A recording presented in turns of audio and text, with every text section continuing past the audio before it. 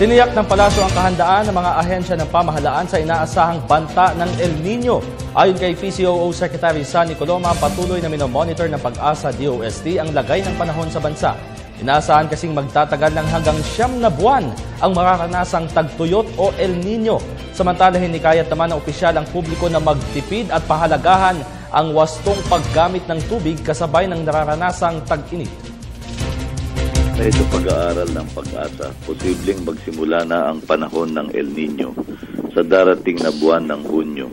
Kapag ito ay naganap, maaari itong tumagal ng hanggang 9 na buwan o hanggang unang bahagi ng 2015. Ayon kay Kalihim Mario Montejo ng DOST, maaaring magresulta sa mas kaunting pag-ulan, kaya't magpapahayag ang Pag-asa ng buwanang ulat hinggil sa pag-ulan sa iba't ibang bahagi ng bansa.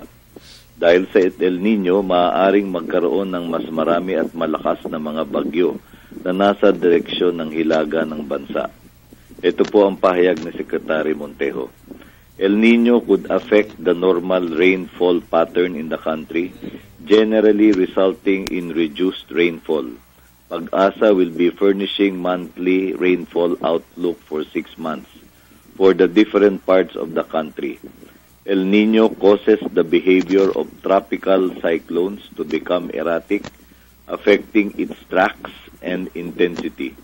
The tropical cyclone tracks are expected to shift northward and its intensity could become stronger.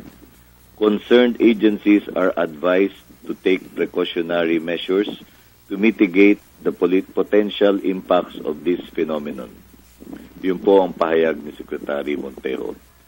Kaisa po kami sa panawagan ng DOST at Pag-asa sa kahalagahan ng wasto at matipid na paggamit ng tubig.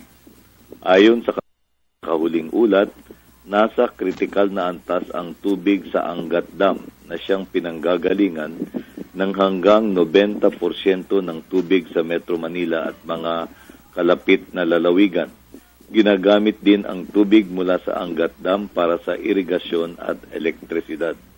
Noon pang Enero ng taong ito ay pinag-utos na ni Pangulong Aquino sa buong gabinete at sa iba't ibang ahensya ng pamahalaan na magsagawa ng mga angkop na hakbang para mapaghandaan at matugunan ang epekto ng El Nino at iba pang manifestasyon ng pagbabago ng klima.